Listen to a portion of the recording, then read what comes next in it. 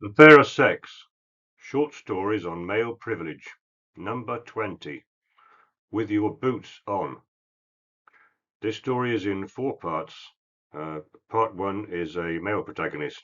Part 2 is the girlfriend of the male protagonist in Part 1. Part 3 is an interview between the parents of the male protagonist and a lawyer. Part 4 is a senatorial oversight committee in which a civil servant is questioned. Part 1. Bradley drove down the dirt road and drew up by a simple wooden cross. It now lay in several pieces, and numerous splinters were strewn about. That location was not, though, where the man had died. The cross was moved to make way for a new genset, after which some passing machinery had presumably crushed it. The man had been similarly crushed while installing a side tank. A grim irony. Bradley, a roughneck with an oil service company, was in the boondocks for a 3-month contract. It paid top dollar. Largely on the strength of this job, he had just proposed to his girlfriend, Emma. She had accepted. They were planning their lives together. They would have a large family. You put your time in, son, the recruiter had said, and you'll be up 100 grand at least. That's quite something for a guy your age. It beats stacking shelves, that's for sure. I sure hope you're good with heights, though. Yes, Bradley was good with heights. The money made a big difference.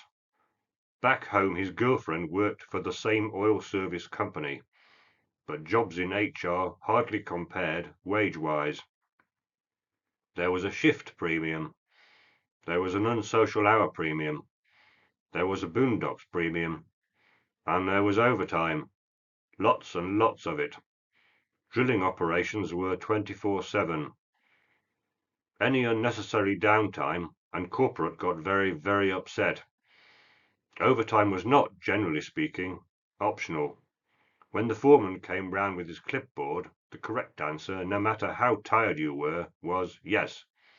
Only idiots said, "I'm tired." The living accommodation was cramped and basic. There was nowhere to go during time off, not even a small town. Inevitably, the men sometimes got on each other's nerves.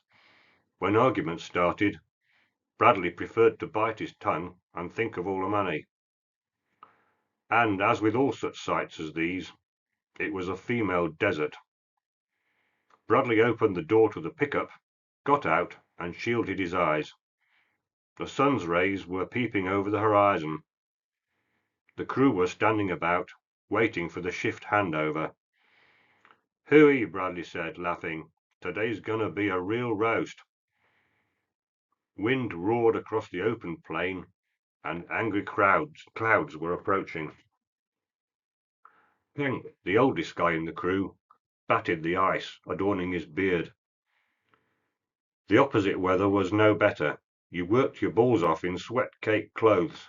Last summer, Bradley drank 4 whole litres of water in one shift, but had not passed a single drop of it. "There's a new rig going up over there," said Wyatt, pointing with his middle finger. His forefinger had been taken off by a whip-lashing cable. In fact, most men over 40 had received some serious injury. Hank was slightly different, though. His wheezing chuckle switched almost immediately to a hacking cough, a souvenir of his 20 years as a coal miner. But Bradley had never seen the men bitch about their injuries. Instead, they turned each other's fortunes into a grim humour. "We've set the drill speed record for the field," said the foreman, approaching. "Bonuses." There were whoops. A couple of men made obscene gestures toward other drilling rigs in the distance. The other crews returned the gestures. They all turned to the sound of tyres on the dirt road. "Not them again," said the foreman. The car drew up and 2 suits got out. "What is it this time?" the foreman asked the suits. "Beetles or ants?" The suits ignored this. "We've discussed this more than once with your headquarters," said the taller suit. "We were assured that you'd keep to the regulations. You have not." "We have," said the foreman. "You have not. Your equipment is much too close to the protected habitat. You're endangering the toads. It is a question of toad safety. These toads are a protected species, and endangering them is a criminal offence." "Okay, okay," said the foreman. "Let's protect these goddamn frogs." "Toads. Well, whatever. How far you want the machinery moved?" "About 200 yards due east should do it. It's boggy over there. It might make the cranes unstable. That's why we put the cranes over by your frogs. Toads." The foreman turned to Hank and pointed to the new site. "Do it," he said. Hank walked off. The foreman turned back to the suits. "Just make sure your frogs don't go walkabout and get too near my cranes. I sure wouldn't want any of my cranes to topple on 'em. Health and safety and all that, you know." The two inspectors went over to the toad's habitat and walked around, scrutinizing the ground. One of them kneeled and prodded with his finger. Then he picked up a stick and prodded the ground with that. "Bradley," said the foreman, "get up to the crown block. The inspection's overdue. Check for corroded sucker rods, hooks as well. And this time you better not forget the sheave lube, otherwise I'll open a can of whoopers on you." "Yes, boss." Bradley ran to the rig and shot up it. The men watched with amused expressions. The rookie was keen to prove his worth to himself as well as to the rest of the crew. When Bradley reached the racking board, the foreman was now beneath him, looking up. "Look for cracks in the shaft support," shouted the foreman. "Boss," said Wyatt, walking up to the foreman, "the well's a bit unstable." "Nah, the salt water'll quieten it down," said the foreman. "That's what salt water's for, ain't it? We don't have blowouts on this field." Bradley reached the crown block. The crew got to work on the drill deck. Tools clattered. Muscles tightened and strained. Voices shouted. Boots thudded.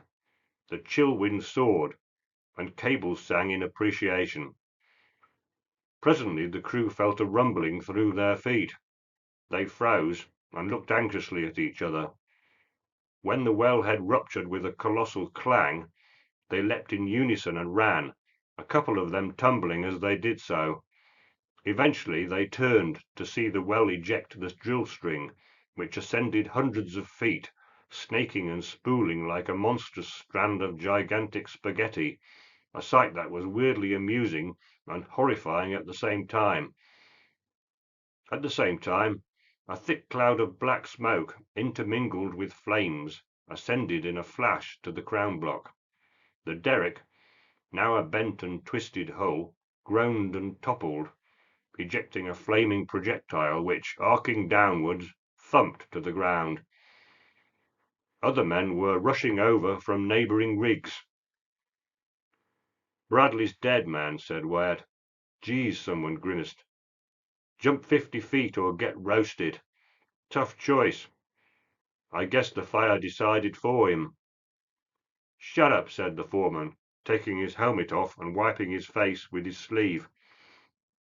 They stood in silence, looking down at the human steak, sizzling as if on a gridiron, blackened and charred on the outside, red and raw on the inside.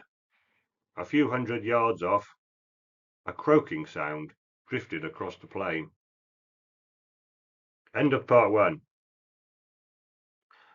Part 2. Gladys stepped gratefully into the office. A chill wind swept the parking lot, and sleet pestered the window. She looked out, shuddered, and felt the central heating radiator. Warm, thank God. She went to the kitchenette, set the coffee percolator going, and saw that its electrical socket was loose. Tutting, she went to her desk and called the maintenance department. The other women filed in. Small talk ensued for a few minutes. When all were seated and perusing their computer screens, Gladys said, Have you seen the wages the field operatives are now getting? They're pretty good, said Emma. They're only roughnecks, said Gladys, yet they get twice what we do, some of them 3 times as much. They're even paid more than college graduates. The gender pay gap is still going strong, I see. Equal Pay Day is now March 15th. Women must work for 439 days to receive the same pay as men do in 365 days. That's male privilege for you. Emma put her coffee cup down with unusual force. Speaking as a woman, she said, I find your falsehood offensive. If you want more pay, why don't you just get a job as a field operative like my roughneck fiancé? No, because these are men's jobs. Gladys opened her mouth, then closed it. Finally, she ventured, There's no such thing as a man's job, or a woman's job for that matter. There are only jobs. It's just that women tend to find oilfield jobs unappealing. However, that's not women's fault. The patriarchy socializes them into this attitude. If we got rid of the patriarchy, then women would apply. We need to dismantle patriarchal gender roles. We hear all the time about Equal Pay Day, said Emma. How about Equal Fatality Day? Men do all the dangerous jobs, logging, trawler fishing, roofing, construction, garbage collection, farming, trucking, mining. The statistics vary little year on year. Men account for about 95% of workplace fatalities. When was the last time you heard of this gap? Exactly. Never. Equal Fatality Day means this. Women would have to work for 20 years before they died in the same number as men do in just 1 year. And what do we hear from feminists? Crickets. Some equality. All we hear from feminists is how offensive it is to say garbage man rather than garbage person. Have you ever seen a garbage woman? Exactly. Never.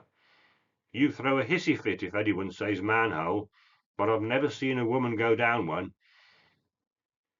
Well, they choose these jobs, don't they? Said Gladys. Men leap into these jobs because they've been socially conditioned to show how tough they are. Toxic masculinity harms men too, you know. They compete with one another to show how tough they are. They take stupid risks.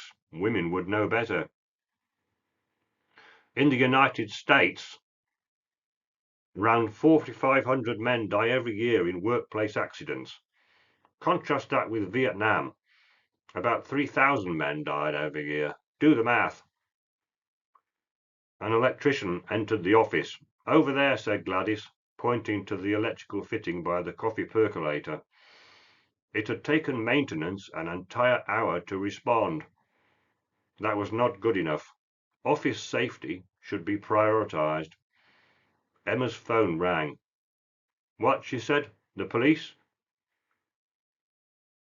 End of part 2. Part 3. The job advert said this. Help wanted. We have vacancies for field operatives on our drilling rigs, drilling hands, pump mechanics, rig mechanics, electrical linemen, roustabouts, tool pushers, welders, crane operators, derrickmen, floormen. We offer an excellent working environment, driving rain, freezing cold, biting winds, baking sun. You will be covered in dirt, caked in sweat, and inhale clouds of choking dust. Serious injuries and fatal accidents are an ever-present risk. Falling from heights, electrocution from high-tension cables, burning or scorching by flames or hot equipment, crushing by machinery. If injured, you will be many miles from medical assistance. In return, we can offer an attractive range of benefits. 1. If you are killed or injured, the company will evade compensation by retreating into a legal labyrinth contrived especially for that purpose. 2. Whenever the pay gap comes up, which is all the time, especially on the BBC, Feminists in cushy jobs will ignore the true nature of your work, so that by comparing apples to oranges, they can fallaciously claim that women are defrauded. Also, this claim will remain entirely unchallenged by lazy or unprincipled journalists. As part of our diversity policy, we particularly welcome applications from women who are underrepresented among our workforce. Curious, isn't it? Not. That's the end of the advert. Wasserschlegel read it through and chuckled. Obviously, it was a spoof. His retirement was not far off, and he had a second career lined up as a writer. Anti-feminist satire was like shooting fish in a barrel. Feminist fish in a bigoted barrel. Hey, that was good. He wrote it down in his notebook. The office buzzer rang. Mr. and Mrs. Brandon are here, Mr. Wasserschlegel, said the secretary. Send them in. He put the spoof advert back in his desk. He never showed it to clients, not as a rule, not at Wasserschlegel, Wasserschlegel and McCormack. The spoof advert was strictly for his second career as a writer. We want to know how we stand, said Mr. Brandon, placing his hand on his wife's. We don't think Bradley understood the risks. Not really. I've represented several families, said Wasserschlegel. There have been 6 fatalities on this particular oil field so far this year. Oil companies are very skilled at evading responsibility for accidents. First of all, the business employing the worker and the business operating the well are different entities. That's not an accident, and it's where the problems start. There are also layers and layers of contractors and subcontractors. It's like a big onion. They insulate themselves by hiring what they call company men to oversee the wells. They're not employees of anyone, but independent contractors. Oil field contracts are also very good at shielding companies. You'd be forgiven for thinking that no one's responsible for anything on the field. In your son's tragic case, the well operator misjudged the pressure in the well, but equally, the well operator did not have any employees on the site. No, really. And the situation with the emergency egress line is ambiguous. I work closely with government regulators and, well, this is privately my view, I think civil servants have difficulty unravelling all the legal shenanigans. The oil companies run circles around them. There must be safety regulations, said Mrs. Brandon. Laws. Contractors can insist on safety, but they all know that if productivity suffers, they'll simply be replaced. Companies also bid low to get the job, then subject the men to unrelenting pressure to complete on time, which creates an understandable tendency to take shortcuts. It should be admitted, of course, that crews do like competing with one another. Last but certainly not least, oil companies skimp on safety training because it costs money. How much safety training did your son get? Mrs. Brandon looked questioningly at her husband. He had 1 day, then he was on site working. Well, as it happens, the safety standards are quite good, legislatively speaking. It's their poor enforcement that's chiefly the problem. Unannounced inspections would certainly help. Also, fines should be increased by at least a factor of 10. It always comes down to money in the end, said Mrs. Brandon. Well, not quite. Better enforcement would need more laws, which would in turn require the political will to enact those laws. But when men work in dangerous jobs, the political will to protect them seems to be lacking. You mean they'll get away with it? Asked Mr. Brandon. Oh, they'll pay up eventually. It's purely a business decision to them. They'll balance the costs of litigation against the cost of compensation. When the two come into balance, that's when they'll pay up. Actually, they're quite happy paying fines and compensation. To them, they're just like any other overhead. They're pin money as well. When the Brandons left, Wasserschlegel leaned back in his chair and thought. although he never said so to grieving relatives, not explicitly at any rate. These men were considered disposable, not just by their own employees, but by society in general. This had always been the case. The Victorians who built so much of today's infrastructure were more relaxed about workplace deaths. Their small-scale engineering projects usually took a dozen lives or so. Large-scale ones took several dozen. All of them men, of course. Yet today we drive through those tunnels, or over those bridges, or walk past those buildings without giving those men a second thought. They are lost to history. If women were historically oppressed, as feminists invariably claim, then this was a very odd way of oppressing them. Men were dying out on the oil field, and they were seen as disposable. Who was being oppressed exactly? Interestingly, whenever the media covered oil field accidents, reporters stated that X number of workers had died, or that X number of people had died. And yet they were all men. Gender-neutral terminology, even in death, it would appear. Unless, of course, a woman was killed, in which case her sex was explicitly stated. Wasserschlegel pulled out a newspaper article he had clipped that morning. According to this article, the previous year had been especially dangerous for female journalists. I claim it justified by saying that 19% of the fatalities were women. Of one thing he was certain. If women took oil field jobs in significant numbers, then unsafe working practices would be outlawed faster than you could say patriarchy. End of part 3. Part 4. Workplace Gender Equality Agency, Senatorial Oversight Committee. Transcript.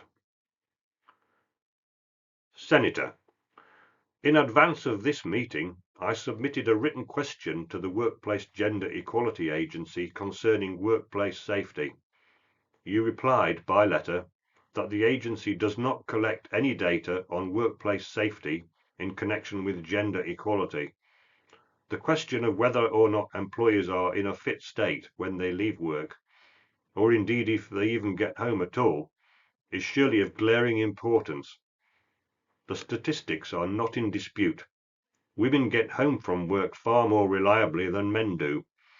Is not this a gender equality issue in employment? Civil servant.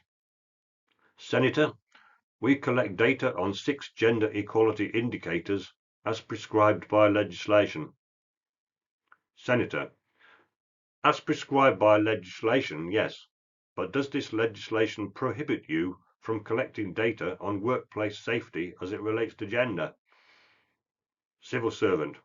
Senator, as I said, we collect data on 6 gender equality indicators. I will read them out to you. We collect data on the gender composition of the workforce, remuneration and gender equality, employment terms, conditions and practices as they relate to gender equality, consultations on gender equality between employers and employees, sex-based discrimination in hiring practices, and gender equality as it pertains to career progression to senior levels. Senator, are you prevented from doing anything else beyond that? Civil servant.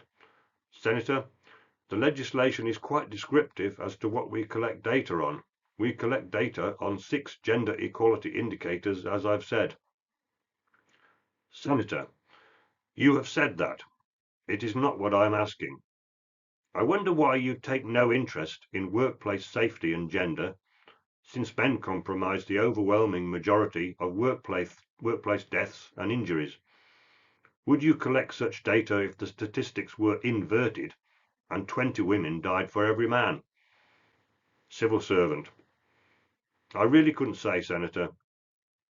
Senator, you really couldn't say.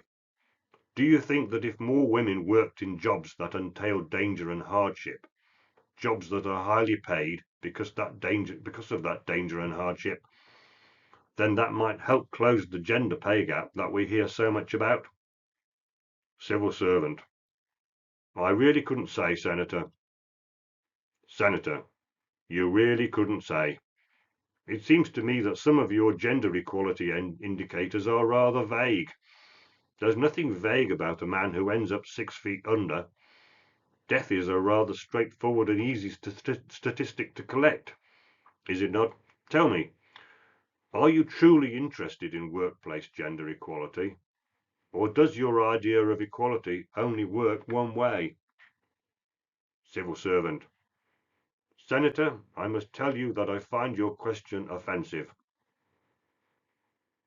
The end.